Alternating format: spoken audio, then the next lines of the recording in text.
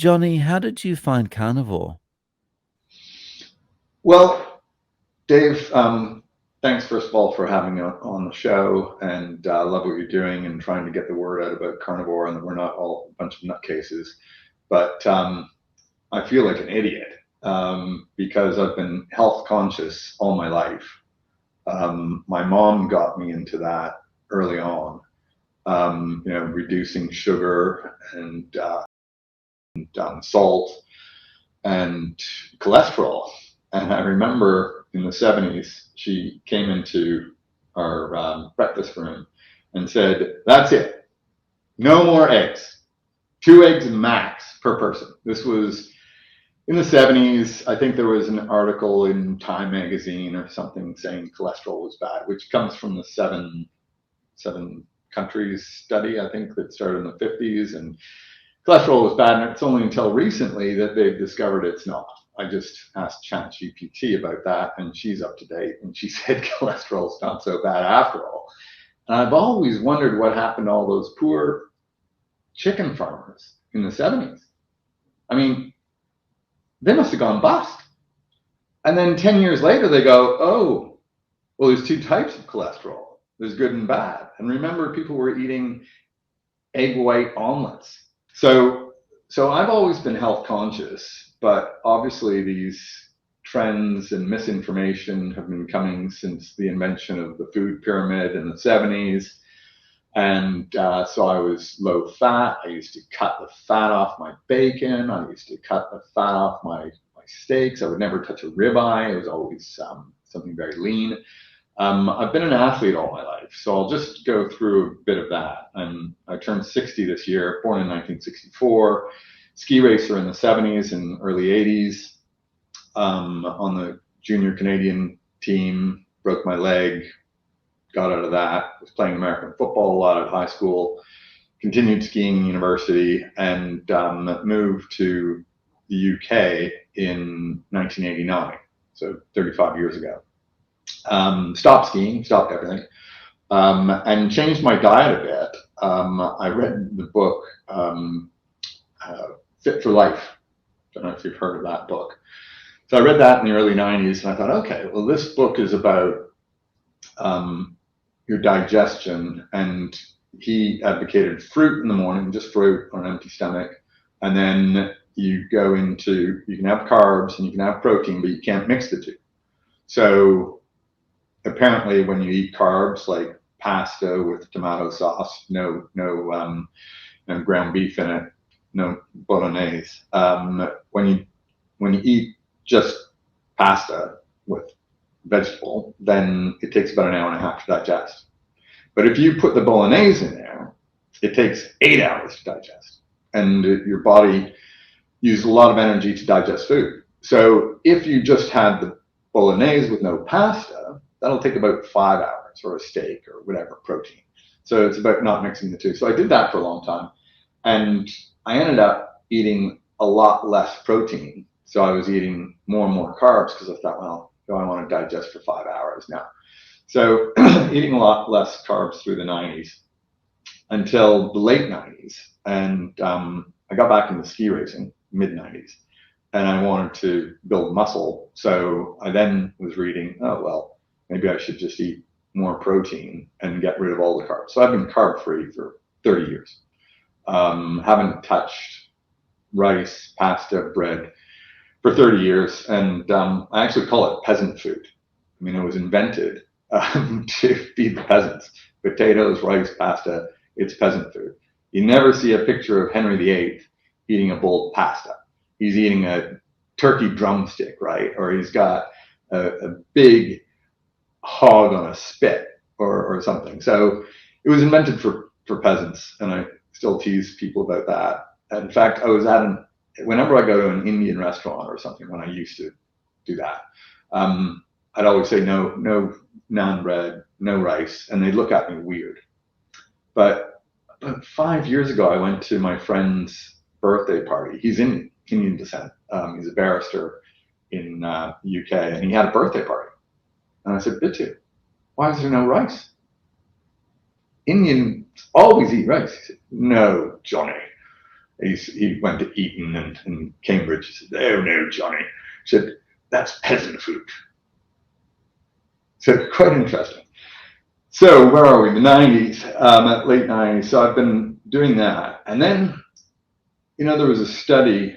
There was the study in the early 1900s called the Carnegi Study, and they put thousands of male volunteers on a very low calorie diet.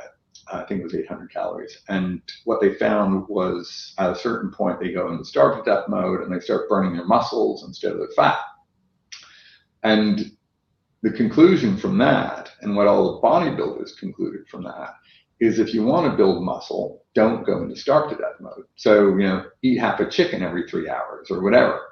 So I started doing that in the 2000s, and I got into American football. I was playing full contact until COVID. So I was 57, playing full contact football. I was a coach for the Oxford University team, and a lot of fun. And I was doing a lot of heavy lifting and eating like every 3 hours to make sure I didn't go into that starve to death mode. Then about 7 years ago, I heard about intermittent fasting. I thought, that doesn't make sense. It doesn't make sense at all, because you're going to go into starve to death mode and you're going to start burning muscle instead of fat. But I watched this kind of cartoon video of the logic behind intermittent fasting and our caveman ancestors. And they said, if our caveman ancestors would hunt and they'd get a kill and then they'd gorge themselves and then they'd go, oh, we need to go and hunt again. Now, if our ancestors got weaker and burnt muscle instead of fat, we wouldn't be here. The human race would be extinct. But what happens with the autophagy and the neuro connections, and I noticed this the first time I did it, you're not allowed to have anything to eat for 16 hours except coffee and water and green tea. So I'm drinking coffee, and around the 14 or 15 hour mark, I had this surge of energy, and my brain was exploding with stuff. And I was at work, and I just thought, "Whoa, what is this experience?" And I thought, well, maybe it's the caffeine. I don't drink that much coffee, and so it's the caffeine. So the next day I didn't have any caffeine, and the same phenomenon that happened after 14 hours. And I didn't go to intermittent fasting for fat loss, although I probably should have. I'll get onto that next. I went on to it for the cognitive changes and for the autophagy, which gets rid of dead cells, and they didn't know where the dead cells went. And the Japanese professor got a Nobel Prize for discovering autophagy and how we eat the dead cells. So every cell in our body is only about 7 years old. So I'm 7 years old, you're 7 years old, because they're always renewing, but where do they go? And if you get autophagy, then they're eaten by your own body, which is great and potentially reduces the chance of cells mutating into cancer. So I did that, started that 7 years ago. And I was very happy with that. I've also been kind of paleo, kind of keto, did paleo for a few years in the noughties. And so why did I go carnivore? For none of the reasons one would think. I kept getting these. I'm a big fan of Jordan Peterson, the Canadian lecturer and writer, and don't know if he's a psychiatrist or I think he's clinical psychiatrist. Anyway, this video kept popping up about him with a bunch of steak behind him, and I only eat meat. And I thought, God, Jordan, I think you're a brilliant guy, but I think you've gone off the wall on this one. This is ridiculous. So it kept popping up. So I gave him 5 minutes. I thought, that's interesting. And it was particularly because of Michaela, who I'd read about in his book. And I felt sorry for the poor girl. I mean, operations on her joints when she was a teenager. This is ridiculous. She had arthritis. She had skin diseases. She had mental problems. And then she went complete carnivore 7 years ago, the lion diet. So she only eats meat. And I thought, well, I've had this skin problem. There's a little bit right there today. I've had this skin problem for 40 years, and I've tried eliminating all sorts of things. I tried cheese, eliminating tomatoes, eliminating whatever. And none of it works, and it keeps coming back every 2, 3, 4 weeks, and I think it's gone, and then it comes back. I'm like, shit, what am I going to do? So I went on the carnivore diet just for that. I thought, I'm going to do this for 3 months and see what happens. Well, the skin thing keeps coming back. But everything else is amazing. So I was probably 15% fat when I started this. I was 177 pounds. I did a thing at Cambridge University 7 years ago. At that point, I was 83 kilos. So what's that? Probably 185, 190 pounds. And it was a 24-hour study. They scanned me all over the place. I spent 10 hours in a sealed room to get my proper metabolism, which is measured through CO2. And they calculated that I was 19% body fat, which I was a bit disappointed with. I was, pretty fit, but I wasn't fit. So I weighed 83 kilos. My normal weight is 80. My lean weight's 177 pounds. I got on the scale this morning, 163. Yeah. So I was about 177 when I started carnivore. And within 6 weeks, I went to 165. And I was actually worried a couple months ago. I got on the scale, and I have a housemate in my house in England. I've spent the summer there. I live in Dubai. I'm in Dubai now. It's a beautiful place for the summer. It's pretty damn hot, 51 Celsius, 125 Fahrenheit. So I went to England, and I told him I was weighing 165, and he's shorter than me, and he weighs 185. And he goes, I don't believe it. Next morning, I get on the scale, I'm 164.3, and I took a picture, and I said, there you go, Frankie, I'm 164.3. Today I'm 163. So I got worried, and I looked up my Cambridge study and everything else, and I calculated that I must be about 9% body fat now, because you just remove the lean weight and the bones, and you're left with the fat, and it was 19%, and so now by that calculation it's 9, which is great. But then you worry about the fact that muscle weighs twice as much as fat. And am I losing weight because of muscle, or am I losing weight because of, is it fat? So I don't work out very much. I'm very healthy because I play golf almost every day. I ski race twice a week in the Mall of the Emirates. That's good for lower body and core. And I play tennis a couple times a week. I go to the gym. I only do 3 things at the gym, and it's only for maintenance. I do squats to keep my legs in shape, but I don't do them if I'm ski racing twice a week, because I want to keep my legs for that. And they give me a good burn, but my coach was away, so I did some squats last week. I do pull-ups about every 10 days, and I do dips about every 10 days. Yesterday was a pull-up day. I hate pull-ups. They're so tiring, but I guess that's why they're so good for me. I did 36 pull-ups in 4 sets. I do wide arm, then this, and then wide arm, then this. And I did 36 yesterday. 11 days ago was the last time I did them, and I did 32 in the same time period too. And same with dips. So it was like 50 last week, or 2 weeks, it's almost 2 weeks ago. I did some on Tuesday, today's Thursday, and I did like 56 in 4 sets. So my strength is going up, and I'm also measuring my muscles. So so that's my bicep, and it's just under 15 inches around. My neck is 15 and a half. So it's and I don't do any dumbbell curls, nothing.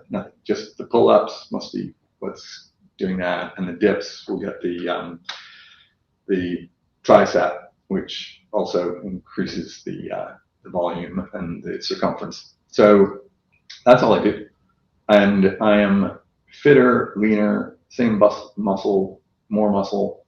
I'm 60. So, how long has it been since you've been on carnivore?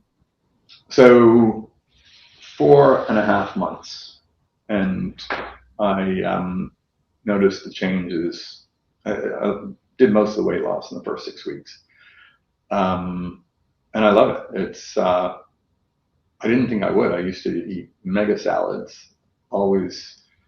I like my protein and keto, but I would have mega salads, and I would have avocados and broccoli and cauliflower. And I started doing some sauerkraut, and I got rid of everything. And I thought, I'm going to really miss this stuff. I didn't.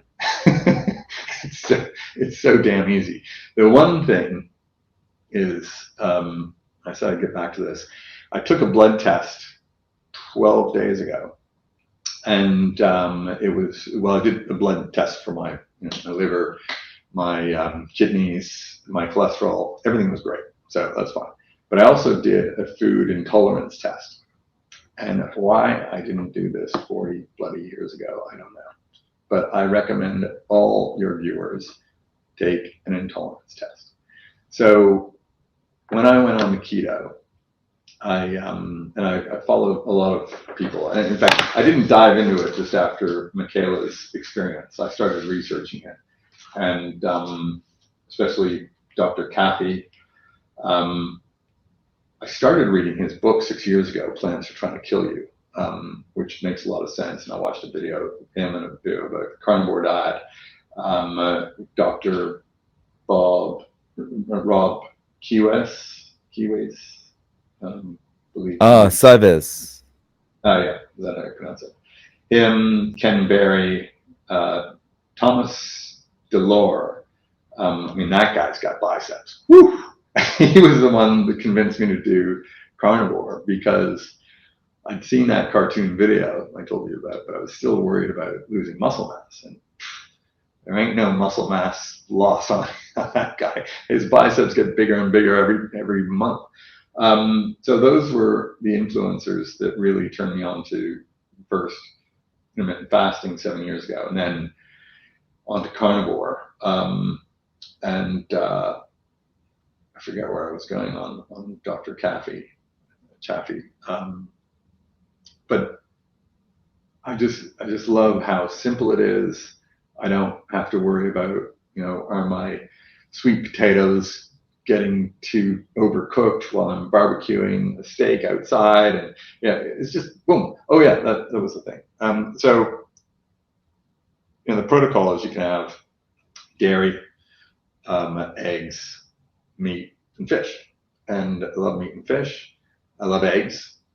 And so I was taking advantage of the eggs, and I was eating 4 to 6 a day, and I'd have bacon and eggs, and it was great. But I'd go to a restaurant, and I'd say I want the ribeye, but no veg, no potatoes, no side of fries, no nothing.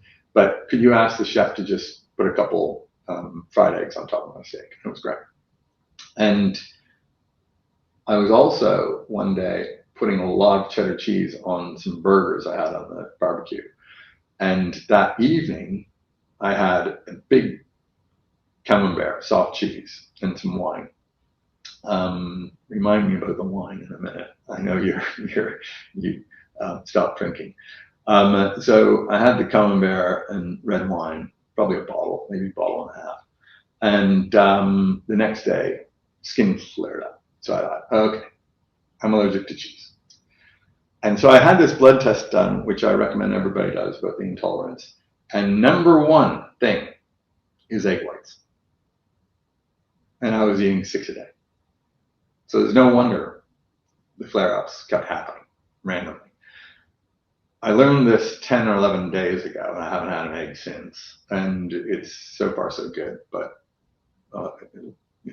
let's see how we go for the next month or two. So that would be amazing. My second biggest allergy is milk and cheese. So that's off the menu, unfortunately. But I'm super happy with fish and meat, all kinds of meat, pork, chicken. What are the other ones? Lamb, liver. And it's easy enough to get that stuff in Dubai? Dubai is amazing. I mean, I can go on my phone, click, click, click, click, click. I live in a hotel apartment, so it's quite nice. It's all serviced and everything. And the depot is across the street from the hotel. So I go click, click, click, click. 7 minutes. 7 minutes for whatever I want. If I wanted fruit and veg, I could order fruit and veg. 7 minutes. So I can have a ribeye here in 7 minutes. My fridge has nothing in it except champagne and white wine. Yeah, yeah. And I got rid of that's pretty cool. Yeah. So yeah, Dubai, you can get anything. You can get pork, even though it's a Muslim country. They have people that deliver pork, or when you go to a supermarket, there's like a pork section that's behind some curtains. I've been buying a lot of pork scratchings, for example. They have the same fat to protein content as an egg. It's about 70-30, which I'm trying to keep. They're also not fried in seed oils and that sort of thing. They're fried in their own fat, which makes sense. So that's my new health snack. It's like, wow, who knew? Pork scratchings that you see in all the pubs in England, and I would never touch them. As I said, I've been so lean, like, getting rid of fat my whole life, and I was stupid. I had no idea. Yeah, well, we all were, but yeah, the pork rinds definitely beat celery sticks as a snack, right? Yeah, exactly. And so, day to day, how are you eating? So probably 5 days a week I intermittent fast, but I am trying to make sure that I don't go much below my 163 that I was on the scale today. So yesterday I didn't intermittent fast, and today I'm not. I put a tablespoon of coconut oil in my espresso, and then I did another tablespoon with ghee. Didn't even know what ghee was until this. And also because I'm lactose intolerant, I've moved from butter to ghee. And remember in the 70s, that margarine thing? That was another thing my mom took out of the fridge. She took butter out of the fridge, said, margarine, this is much better for you. Oh my God, we were conned. Oh, they should be sued. I mean, I just watched Michaela and Jordan Peterson and RFK at a Senate hearing a month or so ago, and they were, lambasting the American food industry. So I hope that moves forward. I think whoever wins the presidential race next week, I think if Harris wins, she should hire RFK to clean up the health department and the food industry, and I think she should offer Elon a job to clean up the bureaucracy. If Trump wins, of course, he's already got those two guys down on his administration. So I hope this will really open people's eyes, politicians' eyes. Yeah, it's certainly put this on the table on for people to actually pay attention to, because no one was thinking about it before. But yeah, sorry, day to day, how are you eating? So I had some ghee, some coconut oil. I had a big butcher delivery yesterday, so I got a big piece of ribeye in the fridge, and I'll just chop that off and barbecue it. I bought an electric barbecue a week ago. I didn't even know that was a thing. And this is amazing. It's actually safe for indoor cooking as well as outdoor. Yeah, it's smokeless. You put half an inch of water in the bottom, and the electrical coils look like the ones in your oven, the ones on the top of it. And you just stick the steak on there, I cut mine about 2 inches thick. I put it on for 10 minutes and then flip it 10 minutes, and I don't even have to watch it. My barbecue in the UK is gas, and I have to stand over that thing with a pint of water to dash the flames because it's dripping onto the burners, and then and then I have to put it out. And if it's fatty meat or chicken with the skin on, it's like constant. Nothing. Nothing. No smoke, no fire, just beautifully browned on both sides and rare in the middle. It's amazing. And it was 75 dirhams, which is about 20 US dollars. Ordered it on Amazon before noon. I had it that evening. And it's Japanese. It's not. Oh, wow. Yeah. So that's, you're just pretty much doing that one meal a day? No, no, I'll have probably have a steak this afternoon, and then probably another one tonight. I also ordered some fish yesterday, but it's frozen, so we'll see. Or I could just call my guys in 7 minutes. I can have a piece of salmon or whatever I want. So I usually mix up meat and fish, probably 2/3 meat, 1/3 fish. Right. And do you think you'll stick with this way of eating going forward? Well, I just introduced sauerkraut a few days ago. I also bought some berries, and I threw half of them in the bin. I don't think I need berries. I saw Joe Rogan tried carnivore for a month, and he said, "Oh, I didn't have enough energy to go to the gym, so I started eating berries and honey." I mean, what a wimp! Joe Rogan, you're a wimp. I mean, I have so much energy on this. I have great sleeps. These are the other side benefits that I only did it for my skin, and I ended up shedding a bunch of fat that I didn't need, keeping my energy, keeping my strength, keeping my muscle mass. But the other things were my teeth started getting whiter and my gums were better. I was like, what's going on? And I saw that dentist on your program, and he said that he saw that phenomenon when he was studying to be a dentist and correlated it to what the people were eating. So I had no idea that was going to happen, and I'm so happy about it. Also, my hair seems to be thicker and seems to be going less gray. What other benefits? I wrote some other benefits down. Oh, my blood pressure. Whew. My blood pressure, I took it this morning, was like 100/60. And I did notice about 6 weeks ago that when I got up quickly, I would be a bit dizzy. I thought, "Oh, what's this?" And then I took my blood pressure, and it was quite low. It was lower than it was today. It was like 90/58 or something, and it was getting to I think it's called hypo, but it was getting low. So I asked ChatGPT about it, and she said, I call her she because it's female voice on my version. I really like the Scarlett Johansson one, but she sued Altman about it. So it's similar to Scarlett's, and she's pretty cool. We had a lot of good chats. And I asked her about that, and she said, well, that's low. And she said, it probably means your arteries are really flexible, and you've got no buildup of plaque. And it's very common in elite athletes. I thought, whoa, thank you, ChatGPT. But she said to reduce that effect, add sugar. Add salt. So I haven't done any baking for so bloody long. I forgot what a teaspoon really is. I thought, you take the smallest spoon in your drawer, and that's a teaspoon. So I bought a set of teaspoon, measuring things, quarter teaspoon, eighth of a teaspoon, all that. And I was like, holy smokes, a teaspoon's really big.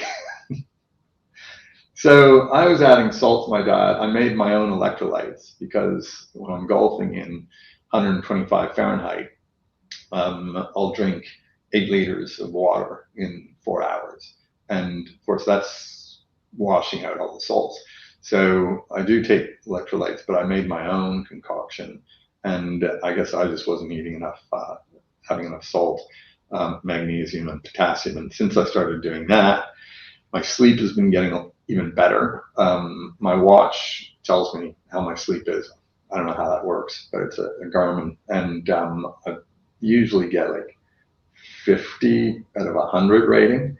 And since I started taking the magnesium and the potassium, I'm getting 80, 90. The other thing I wanted to mention is the amount of alcohol I've been consuming during this. And I saw your video in the story about going to the wrong hotel, or going to the hotel instead of your room. Fortunately, I've been drinking for 40 years and I've never had that kind of a blackout. I don't normally get drunk, but I do drink every day. And I like it, and I seem to tolerate it. I never get a hangover, ever. I metabolize very well. I've got a friend back in England. We go drink for drink. He probably weighs 50% more than me. And we'd go golfing, and he would pick me up because I was on the way to the golf course. But every so often, we'd be doing drink for drink. He weighs 50% more than me, and he'd call me in the morning and say, "Johnny, I can't pick you up. I just breathalyzed myself." He hates drinking and driving, as do I. And I do my breathalyzer in my kitchen. I go, "Oh, well, I'm fine." So that was kind of weird. So I do metabolize very well. And it just never bothers me. And I probably drink 2 bottles a day, sometimes more. But I never really get drunk. So that's even through the whole start of carnivore I was having, and especially with carnivore, I mean, you're eating, how can you eat a ribeye with a glass of red wine? And then the glass turns into a bottle, and then another one later. So I lost all this weight on red wine. If someone said to you, "Look, Johnny, this looks really good. You're getting some good results with this. I want to get a handle on my blood pressure or some other health issues. So I'm willing to give this a try." How would you recommend they get started with carnivore? Well, I jumped into it cold turkey. But I guess I could because I was keto already. I think people that are on a really bad high grain, high carb diet, they might need to go into it more slowly. I would totally tell them to do it, but I guess everybody's different about how they would transition into it. I think there's some videos by some doctors that talk about the transitioning. I think Ken Berry has probably done some videos on that. I wouldn't want to recommend it. Well, if you're kind of keto, I'd just go straight in. If you're eating a lot of fiber, then you might want to transition to keto and then to carnivore. That's what, as a layman, I would probably recommend to somebody. So, Johnny, is there a way that people can reach out to you? Do you have any social media or any way of getting in contact? Yeah, I kind of went off social media for a while. And I'm happy to give them my email address. Sure, I can include your email address below. WhatsApp probably better. WhatsApp? Yeah, sure. I can include that below. Yeah. So, Johnny, thank you so much for coming on and sharing your story with us. I really appreciate your time. My pleasure. Thanks for inviting me.